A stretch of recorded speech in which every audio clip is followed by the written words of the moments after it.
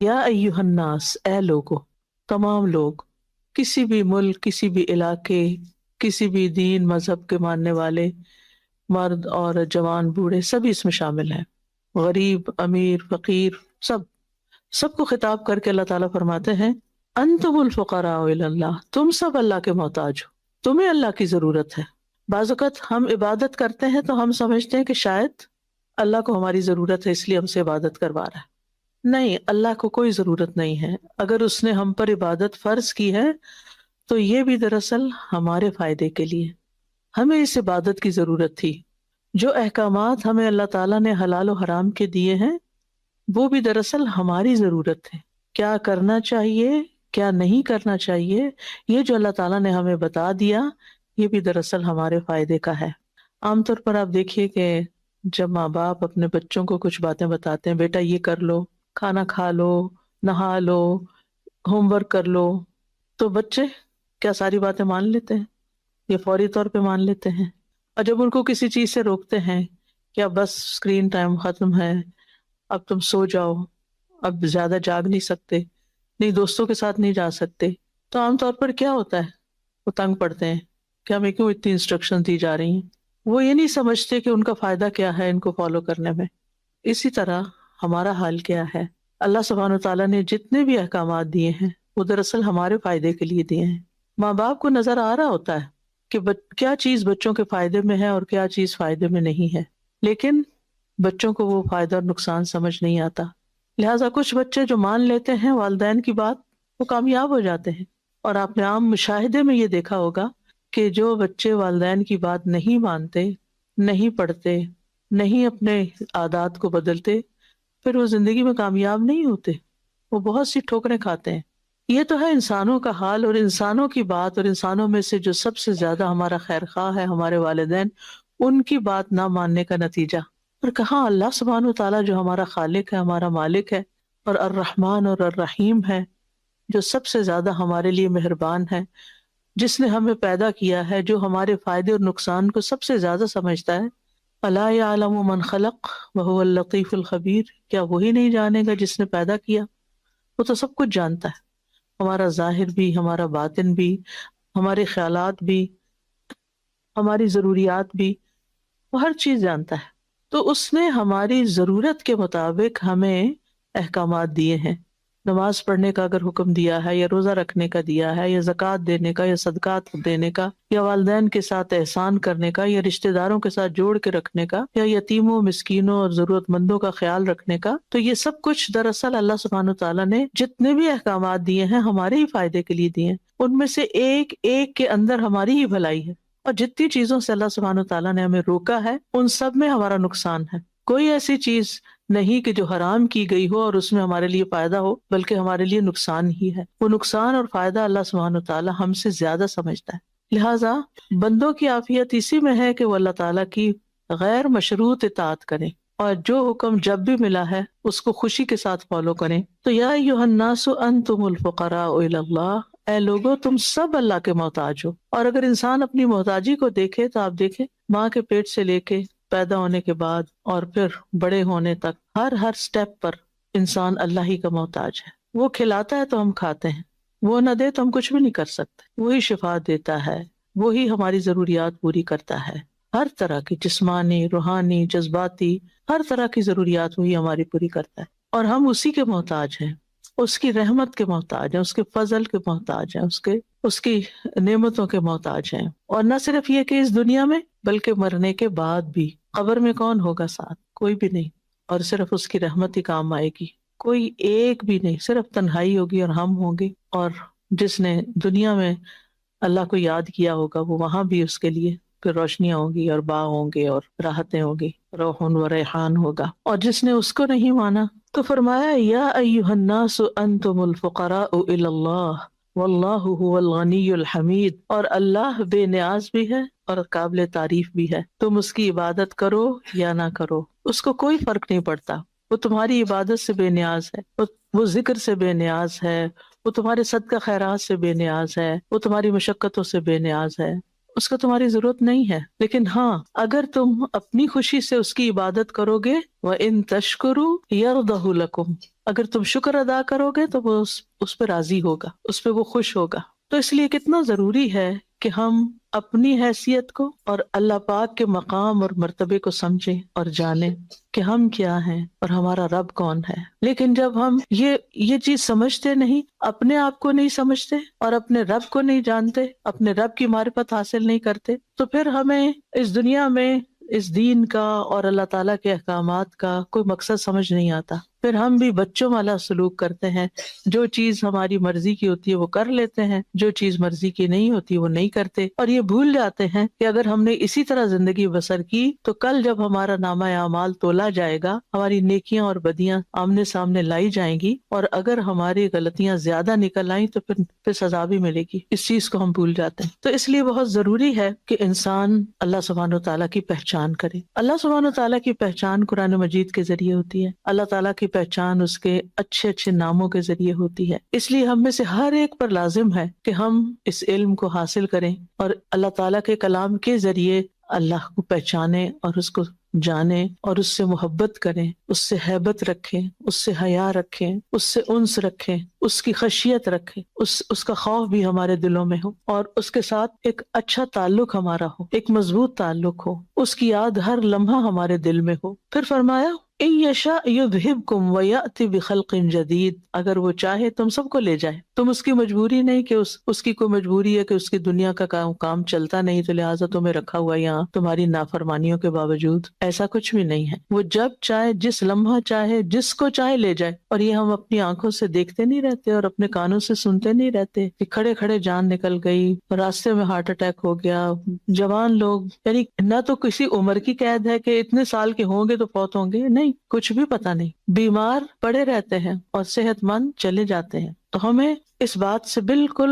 اس بات کو اچھی طرح سمجھ لینا چاہیے کہ ہم اللہ تعالیٰ کی مجبوری نہیں ہے، وہ جب چاہے لے جا سکتا ہے۔ ان یشاء یذہبکم، جب چاہے تمہیں لے جائے، ویأتی بخلق جدید، اور نئی مخلوق پیدا کر دے، اور نئی مخلوق میں نئے انسان بھی ہو سکتے ہیں اور کوئی اور نئی مخلوق بھی ہو سکتی ہے۔ اللہ نے جنات بھی پیدا کیے ہیں، فرشتے بھی پیدا کیے ہیں، انسان بھی پیدا کیے ہیں، حیوان بھی پیدا کیے ہیں، سمندر میں، خشکی میں، ہواؤں میں، فضاؤں میں اور پلانٹس پہ اللہ نے جس کو چاہا ہے پیدا کیا، اور جنت میں تو پھر اور بھی غلمان بھی اور حوریں بھی اور مخلوقات بھی ہیں۔ تو اللہ دنیا میں بھی کسی اور مخلوق کو پیدا کر سکتا ہے۔ ہم سے پہلے یہاں پر جنات تھے اس زمین پر، اس پلانٹ پر، لیکن جب انہوں نے اللہ تعالیٰ کی نافرمانی کی تو پھر اللہ سبحانہ وتعالیٰ ان کو لے گیا اور ہمیں پیدا کیا، اور اسی لیے ہمیں خلیفہ کہا گیا۔ خلیف کہتے ہیں پیچھے آنے والے کو، اور اگر اب ہم نہیں کچھ کریں گے تو جانا تو ہے ہی، وہ لے جائے گا۔ اور آپ دیکھیں کہ ہر 100 سال کے بعد اس زمین کے اوپر بالکل ایک نئی جنریشن آ چکی ہوتی ہے اور پچھلی ساری وائپ آؤٹ ہو چکی ہوتی ہے۔ کوئی کہیں نشان نظر آتا ہے کہ جس کو اللہ تعالیٰ لمبی عمر دے دے، ورنہ ہر چیز تبدیل ہو کر رہ جاتی۔ میں کسی بھی آبادی میں جب جاتی ہوں تو کبھی کبھی میں سوچتی ہوں کہ 100 سال پہلے یہاں کون رہتا ہوگا، اور وہ کیسے رہتے ہوں گے، اور وہ کیا کرتے ہوں گے، اور ان کے بھی اسی طرح خوشیاں اور غم ہوں گے، اور ان کی بھی امیدیں ہوں گی، اور انہوں نے بھی دنیا کو آباد کیا اور بسایا اور رکھا، اور پھر آج وہ کہیں ان کا نام و نشان تک نہیں، قبروں کے نشان تک مٹ جاتے ہیں۔ انسان تو انسان ہے۔ کبھی کسی گھر میں جاتے ہیں نا تو لوگوں نے اپنے باپ دادا کے دادا کی بھی تصویریں لگا رکھی ہوتی ہیں۔ میں سوچتی ہوں کہ یہ کہاں پڑے ہیں اس وقت، اور اس جنریشن تک ہو سکتا ہے کوئی یاد رکھے، اس سے آگے تو ان کا کوئی تعلق نہیں۔ وہ پنجابی کا ایک محاورہ نا، پڑھ پیا تے ساگ گیا، اس کا مطلب یہ ہے کہ پردادا بنے تو وہ رشتہ ہی ختم ہو جاتا ہے۔ اور آج کی جنریشن تو دادا کیا باپ کو بھی نہیں سمجھتی، کچھ تو انہوں نے پردادوں کو کہاں یاد رکھنا ہے۔ تو اپنے لیے خود کچھ کرنا ہے تو کر لیں،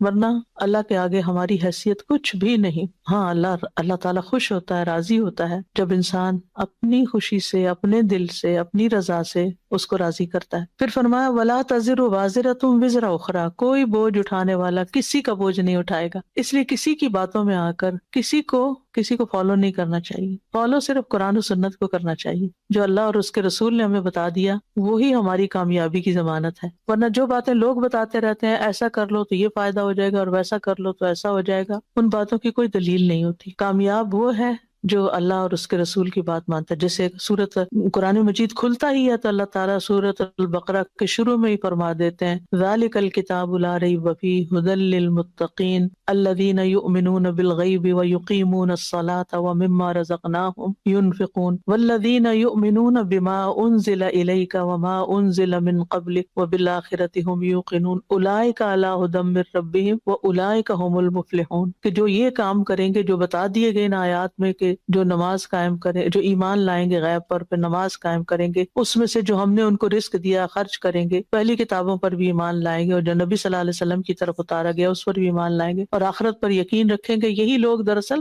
ہدایت پر ہیں اور یہی کامیاب ہونے والے ہیں. تو کامیابی کا معیار تو اللہ تعالیٰ نے ہمیں بتا دیا کہ کامیاب کون ہے، اور اگر ہم اس کرائیٹیریا پہ پورا نہیں اترتے تو پھر کل اللہ سبحانہ وتعالیٰ کے سامنے کوئی ہمارے برے اعمال کا ذمہ دار نہیں ہوگا. کیونکہ دنیا میں تو ہم کہتے رہتے ہیں نا کہ ہمارے گھر میں کوئی نماز ہی نہیں پڑھتا اس لیے میرا بھی دل نہیں چاہتا، ہمارے گھر میں ایسا نہیں ہوتا تو اس لیے ماحول ہی بڑا مشکل ہے، ہم نہیں یہ کر سکتے. نہیں، چاہے ساری دنیا کسی رخ پہ چلے جا، آپ نے اللہ ہی کی طرف اپنا رخ کرنا ہے. ابراہیم علیہ السلام نے کیا کیا تھا؟ کیا ان کے والد دین پر تھے؟ کیا ان کی سوسائٹی دین پر تھی؟ انہوں نے تو الٹا ان کے لیے آگ کا الاؤ تیار کر لیا تھا، لیکن کیا وہ اس کے آگے ڈر گئے؟ نہیں، انہوں نے کیا کیا؟ سب کو چھوڑ دیا. انی وجہت وجہی للہ، میں نے اپنا چہرہ اللہ کی طرف کر دیا، میں نے اپنی ڈائریکشن اللہ کی طرف کر، اپنا رخ اللہ کی طرف کر دیا. تو کامیاب وہ ہے، عقل مند وہ ہے جو اپنا رخ اللہ کی طرف کر لے، جو اپنی نیت کو اللہ کے لیے خالص کر لے، جو اپنے رب کو سب سے زیادہ راضی کرنے کی فکر کرے. اس وقت ہمارے سروں پہ کیا سوار ہوتا ہے؟ لوگ کیا کہیں گے. ہر چیز میں ہم یہ دیکھتے ہیں لوگ کیا کہیں گے، یہ نہیں سوچتے کہ اللہ تعالیٰ کیا کہیں گے. لوگ تو کچھ دیکھتے ہیں کچھ نہیں دیکھتے، اور دیکھ بھی لیں تو کیا کر لیں، کیا بگاڑ لیں گے ہمارا. لوگ نہ ہمارے رازق ہیں، نہ ہمارے خالق ہیں، نہ مالک ہے، کچھ بھی تو نہیں. پھر ہم کیوں اتنا زیادہ لوگوں کو اپنے سر پہ سوار کیا ہوا ہے کہ ہر چیز ان کی مرضی کے، لباس ہم پہنتے تو ان کی مرضی کے، کھانا ہم پکاتے ہیں تو ان کی مرضی کا. ہم یعنی ہر چیز میں یہی دیکھتے رہتے ہیں کہ لوگوں سے کیسے تعریف وصول کریں گے، وہ کام کر لیں، چاہے وہ صحیح ہے یا غلط ہے، حلال ہے یا حرام ہے، بس لوگ خوش ہو جائیں کسی طرح. تو کیا واقعی یہ عقل کی بات ہے کہ لوگ اگر خوش ہو جائے تو خوش ہو گئے تو ہماری نجات ہو جائے گی؟ کہیں لکھا ہے قرآن میں ایسا کہ اے لوگوں کو خوش کرو تاکہ تم جنت میں چلے جاؤ؟ نہیں، ایسا کہیں بھی نہیں.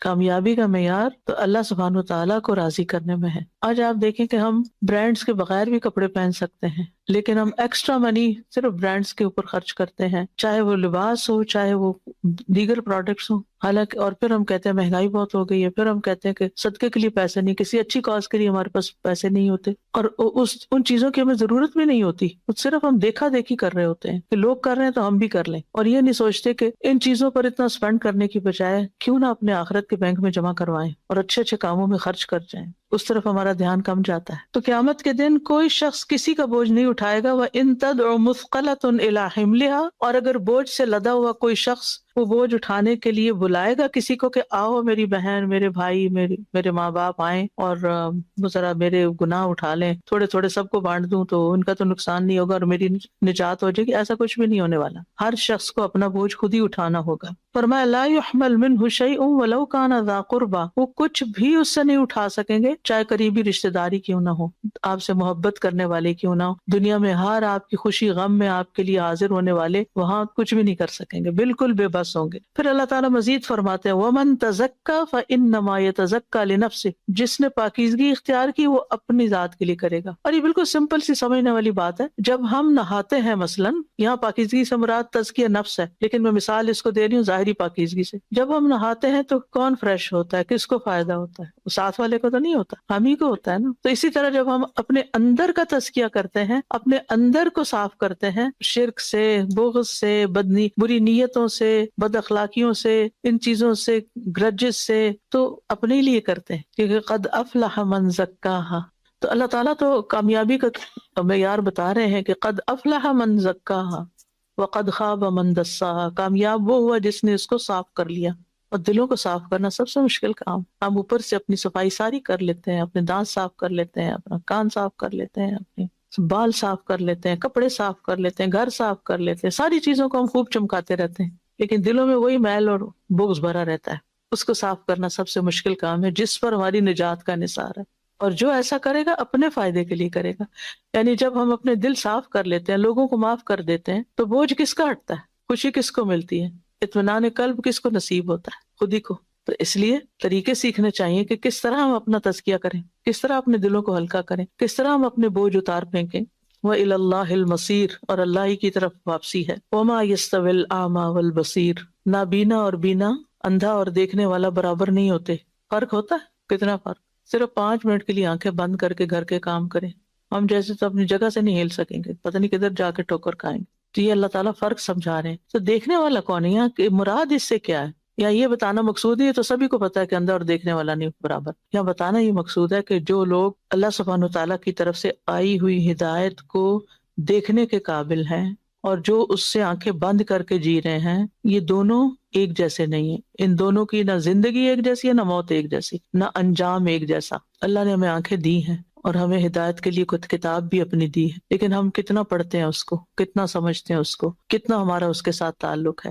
پھر فرمایا وَلَا الظُّلُمَاتُ وَلَا النُّورُ، اندھیرے اور روشنی بھی نہیں برابر۔ اندھیرے میں رہنا، آج کل آپ دیکھیں نا سورج نہیں نکلتا تو ایک اندھیرا اندھیرا سے چھایا ہوتا ہے، اور جن دنوں میں سورج نکلتا ہے ہر چیز گرینری نظر آتی ہے، نیلا آسمان نظر آتا ہے، فریش ایئر چل رہی ہوتی ہے، کتنا فرق ہوتا ہے۔ دو مختلف چیزیں ہوتی ہیں، موڈ ہی بدل جاتا ہے انسان کا۔ تو روشنی سے مراد کیا ہے؟ دین کی روشنی، وحی الہی سے جو علم ہمیں ملا اس کی روشنی۔ اور اندھیرے کیا ہیں؟ جہالت کے اندھیرے، کفر کے اندھیرے۔ تو ایمان کی روشنی، علم کی روشنی، دین کی روشنی، یہ الگ چیز ہے اور اس سے جہالت الگ چیز ہے، برابر نہیں ہے۔ ولا الظل ولا الحرور، سایہ اور دھوپ بھی برابر نہیں ہے۔ گرمیوں میں آپ کسی سڑک پہ چل رہے ہوں تو کچھ دیر دھوپ میں چلے، کچھ چھاؤں آ جائے تو بہت ہی فرق ہے۔ تو اسی طرح جو لوگ قرآن کے سائے میں رہتے ہیں، جو اللہ سبحانہ تعالیٰ کی طرف سے آئی ہوئی اس رحمت اور اس ہدایت اور اس فضل کے سائے میں ہوتے ہیں، وہ اور اس کے بغیر زندگی کی دھوپ کاٹنے والے برابر نہیں۔ وما يستوي الاحیاء ولا الاموات، زندہ اور مردہ بھی برابر نہیں۔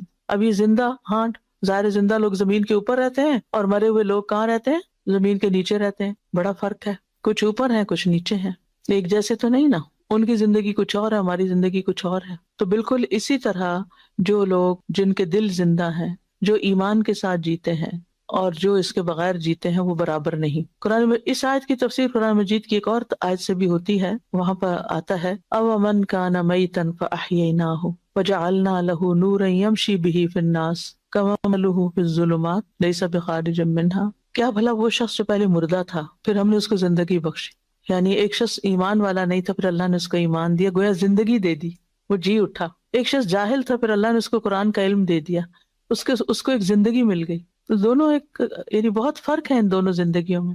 اور کچھ لوگ ہیں جو اللہ کے اس نور کے ساتھ لوگوں کے بیچ میں چلتے پھرتے ہیں، اور کچھ لوگ اندھیروں میں ٹھوکریں مار رہے ہیں، ٹھوکریں کھا رہے ہیں، بلکہ مارنی کیا کھا رہے ہیں۔ تو اس لیے بہت ضروری ہے کہ ہم سب اپنے لیے قرآن مجید کا مطالعہ اس سطح پر کریں، حدیث کا مطالعہ اس سطح پر کریں کہ وہ ہماری زندگی میں ایک روشنی پیدا کر دے۔ اچھا، بعض لوگ تلاوت تو کر لیتے ہیں، معنی نہیں سمجھتے، اور سمجھتے بھی ہیں تو سمجھے بغیر بس پڑھے جاتے ہیں، کیونکہ انہوں نے ایک ٹارگٹ رکھا ہوتا ہے کہ سپارہ روز پڑھنا ہے۔ چلے اچھی بات ہے، آپ تلاوت کریں، ثواب آپ کو مل جائے گا، لیکن وہ روشنی جو اصل مقصود ہے وہ نہیں ملتی اگر صرف حروف کی طرف توجہ کرنے سے۔ اس کے لیے اس کے معنی کو جاننا اور اس کو سمجھنا یہ انتہائی ضروری ہے۔ پھر فرمایا ان اللہ یسمع من یشاء وما انت بمسمع من فی القبور، اللہ جس کو چاہتا ہے سنواتا ہے۔ یعنی سننا صرف کان سے نہیں ہوتا، دل کے بھی کان ہوتے ہیں، دل کی آنکھیں بھی ہوتی ہیں۔ فإنها لا تعمى الأبصار ولكن تعمى القلوب التي في الصدور، آنکھیں اندھی نہیں ہوتی بلکہ وہ دل اندھے ہوتے ہیں جو سینوں میں ہے۔ تو اس لیے بہت ضروری ہے کہ ہم صرف سننے والے نہ ہوں بلکہ غور سے سننے والے ہوں، اور غور سے کوئی سنتا ہے جو سننے کے بعد پھر اپنا کوئی لائحہ عمل بناتا ہے، کوئی اپنی زندگی کا مقصد بناتا ہے، کوئی اپنے لیے پلاننگ کرتا ہے کہ مجھے کون سا کام کس طرح کرنا ہے تاکہ مجھے زیادہ زیادہ فکر ہو۔ جس شخص کو اس بات کا یقین ہے نا کہ آخرت میں آنا ہے اور حساب کتاب ہونا ہے اور جنت جہنم بھی ہے اور زندگی وہاں شروع ہوگی، تو وَإِنَّ الْآخِرَةَ لَهِيَ دَارُ الْحَيَوَانِ، ایک ہوتا ہے حیات اور ایک ہوتا ہے حیوان۔ یہ حیوان نہیں جو اردو میں ہم کہتے ہیں، یہ ہے حیوان، ٹھیک ہے؟ یہ دونوں ہی مصدر ہے، حیات بھی مصدر ہے، حیوان بھی مصدر ہے۔ فرق کیا ہے؟ اللہ تعالیٰ یہ بھی کہہ سکتے تھے کہ یعنی کہ زندگی کا گھر تو وہی ہے۔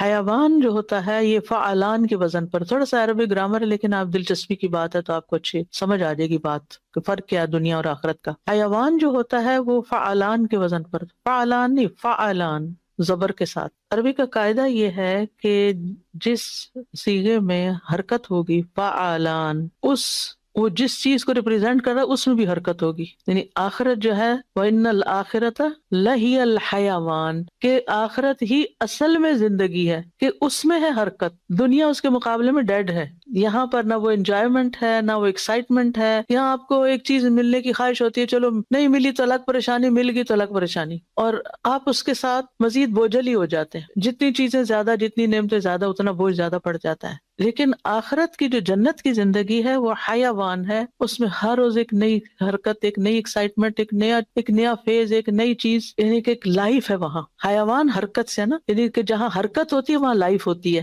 تو آخرت کی زندگی ہی اصل میں حرکت والی زندگی ہے. وہاں اصل میں یعنی خوشیاں اصل میں وہاں ہے. اور زندگی کیا ہوتی ہے؟ زندگی وہ نہیں ہوتی کہ انسان چل پھر رہا ہے مردوں کی طرح. زندگی ہوتی ہے جو دل حرکت میں ہوتا ہے انسان. جب دل مر جاتا ہے تو انسان مر جاتا ہے. کچھ لوگ جیتے جی جن کا دل مرا ہوا ہوتا ہے نا، تو کسی چیز میں انٹرسٹ نہیں لیتے، تو وہاں دل بھی زندہ ہوگا، انسان بھی زندہ. انسان کو ایسی زندگی ملے گی جسے کبھی بھی ختم نہیں ہونا. وہاں ایسے جسم ہوں گے جو کبھی فنا نہیں ہوں گے. وہاں ایسی جوانی ہوگی جو کبھی بڑھاپے میں نہیں بدلے گی. وہاں ایسی صحت ہوگی کہ جس میں کبھی کوئی بیماری نہیں آئے گی.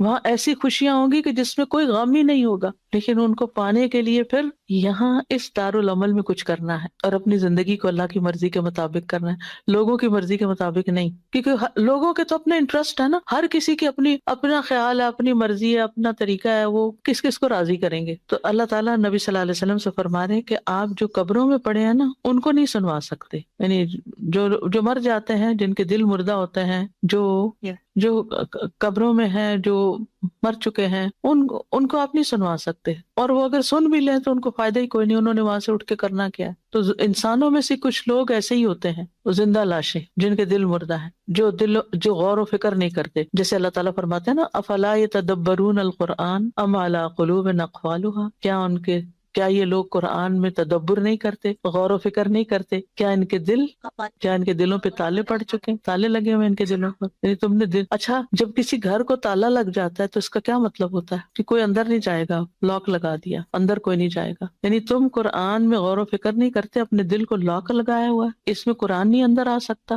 اگر آپ کسی کے گھر جانا چاہیں اور وہ آگے سے کنڈی لگا لے، تالا لگا لے، تو کیسا لگے گا؟ کیسا لگے گا؟ آپ اپنے بیٹے کے گھر جانا چاہتے ہیں، اپنے والدین کے گھر جانے تو اپنا دروازہ بند کر لیتے ہیں آگے سے. تو قرآن کے لیے ہم نے یہی کیا ہوا، دروازہ بند کیا ہوا. غور و فکر نہیں کرتے، توجہ نہیں کرتے، اس کی گہرائی میں نہیں اترتے. ایک دفعہ پڑھ لینے کو کافی سمجھ لیتے ہیں، یا ناظرہ پڑھ لینے کو کافی سمجھتے ہیں، شعور بیدار نہیں کرتے. قرآن زندہ کتاب ہے اور زندگی بخشتی ہے، اس سے ہم اپنے دلوں کو زندہ نہیں کرتے. اب آپ کہ یہ کیسے کریں؟ ہم بہت طریقے ہیں کرنے کے، اگر نیت اور ارادہ ہو اللہ تعالیٰ رستے دکھا دیتا ہے. والذین جاہدوا فینا لنہدینہم سبلنا.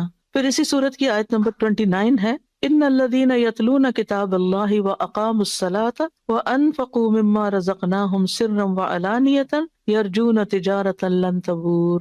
بے شک وہ لوگ جو کتاب اللہ کی تلاوت کرتے ہیں اور نماز قائم کرتے ہیں، اور جو ہم نے ان کو رزق دیا اس میں سے چھپے کھلے خرچ کرتے ہیں، وہ ایسی تجارت کی امید رکھتے ہیں کہ جسے گھاٹا ہونا ہی نہیں، جو برباد ہوگی ہی نہیں. لن تبور.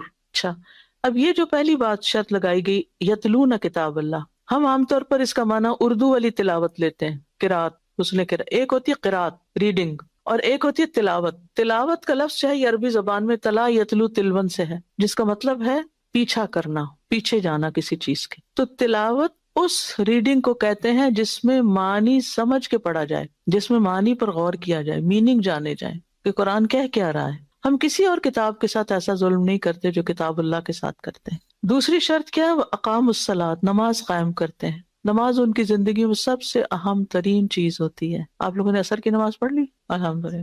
وَأَنفَقُوا مِمَّا رَزَقْنَاهُمْ. اور تیسری چیز، اس میں سے جو ہم نے ان کو رزق دیا وہ خرچ کرتے ہیں، سینت کے نہیں رکھتے، نکالتے رہتے ہیں. سوچیے اگر آج ہم مر جائیں تو ہماری چیزوں کا کیا ہوگا؟ ہمارے کس کام کی؟ ہمارا تو ہم سے تو جدا ہو گئی، ہم تو اس کے، ہماری جو اونرشپ ہے وہ بھی ختم ہو گئی نا. اب وہ ہماری نہیں رہی، وہ تو وارثوں کی ہو گئی فوراً. ہماری تو وہ ہے جو ہم نے کھا کے ختم کیا یا پہن کے پرانا کیا یا آگے بھیج دیا. اب تین چیزیں یہاں بتائی گئی ہیں کامیابی کے لیے. پہلی ہے علم، کتاب اللہ کی کو سمجھ کے پڑھنا. دوسری ہے عبادت، اور وہ ہے اقام الصلاۃ، جس میں نماز کی شرائط اور ان تمام چیزوں کو مد نظر رکھ کے پڑھنا. اور تیسری ہے حقوق العباد کی ادائیگی، دوسروں پر اپنا مال خرچ کرنا. اور اس میں صرف مال خرچ کرنا ہی نہیں، وہ مما رزقناہم، جو بھی ہم نے ان کو رزق دیا ہے، جو چیز بھی دی ہے، علم دیا ہے، مال دیا ہے، وقت دیا ہے، صلاحیتیں دی ہیں، قوتیں دی ہیں، ان کو خرچ کرتے ہیں، ان کو استعمال کرتے ہیں، ان کو دوسروں کو فائدہ پہنچانے کے لیے استعمال کرتے ہیں، جو بھی ہم نے ان کو عطا کیا۔ مما رزقناہم، رزق کا مطلب ہوتا ہے عطا کرنا، دینا، جو بھی ہم نے ان کو بخشا ہے اس میں سے کھلے چھپے یعنی وہ ہر طرح سے کرتے ہیں، کبھی چھپا کے کرتے ہیں اور کبھی چھپا نہیں سکتے تو دکھا کے بھی پھر روکتے نہیں۔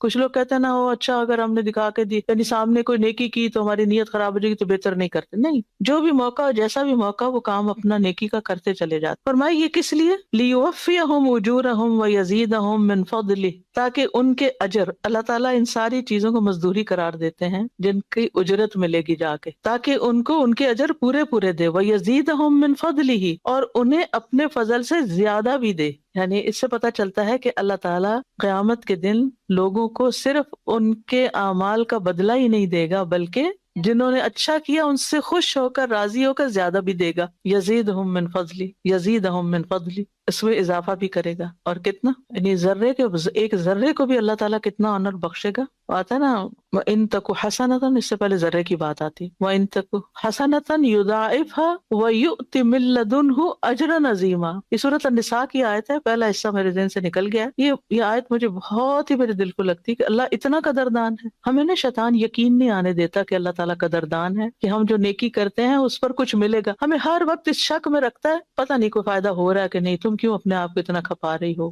پتہ نہیں کچھ ملے گا یا نہیں۔ مثقال ذرۃ شاید آتا ہے، پتہ نہیں سورۃ، اس سے پیچھے چلیں کہ حافظ ہے تو مجھے بتایا یہ آیت اتنی خوبصورت ہے کہ میں سورۃ النساء ہے بھی کافی بڑی، ہاں، ان اللہ لا یظلم مثقال ذرۃ، ان اللہ لا یظلم مثقال ذرۃ وَإِن تَكُ حَسَنَةً يُضَاعِفْهَا وَيُؤْتِ مِن لَّدُنْهُ أَجْرًا عَظِيمًا۔ سبحان اللہ، ایسا بدلہ تو کوئی بھی نہیں دیتا، کوئی بھی نہیں دیتا، ماں باپ بھی نہیں دیتے، دوست بھی ہے، یعنی کسی کے ساتھ آپ ساری زندگی بھی احسان کرے تو آپ کو اتنا بدلہ کوئی نہیں دے سکتا۔